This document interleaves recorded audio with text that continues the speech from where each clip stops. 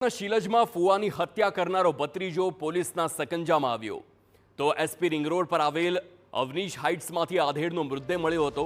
આધેડની હત્યા કરી આરોપી 5 લાખ રૂપિયાની લૂંટ કરીને ફરાર થયો હતો।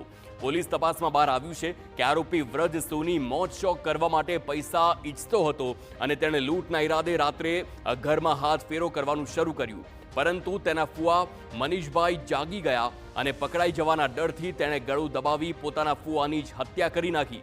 જે બાદ આરોપી ઘરમાંથી 5 લાખ રૂપિયાની રોકડ મૃતકની કાર લઈને ઉદયપુર ફરાર થઈ ગયો। પોલીસ તપાસમાં સામે આવ્યું છે કે આરોપી માનસિક રીતે વિકૃત હતો અને ચોરી કરવાની આદત ધરાવતો હતો। મૃતક પોતે ફોટોગ્રાફીના વ્યવસાય સાથે જોડાયેલા હતા। વ્રજની ચોરી કરવાની અને નશાની આદત છોડાવવા તે છેલ્લા 12 દિવસથી પોતાના ઘરે લાવ્યા હતા અને તેને સ્ટુડિયોમાં કામ શીખવી રહ્યા હતા। પછી એને પૂછપરછમાં ખબર પડ્યો કે જો એને પાસે જે મનીષભાઈને પાસે જે પૈસા હતા એ કેશ જે છે એમને જોતા હતા और એ આપ્યા નથી, તો એના આધારે પછી એની ગળો દબાવીને એની હત્યા કરી હતી। રકમ એને પાસેથી અત્યાર સુધી 2,06,000 જેવી રિકવર થઈ છે और જે અરજદાર જે ફરિયાદી છે ફરિયાદીનો કહેવાનો હતો કે જે ટોટલ 5 લાખની રકમ હતી।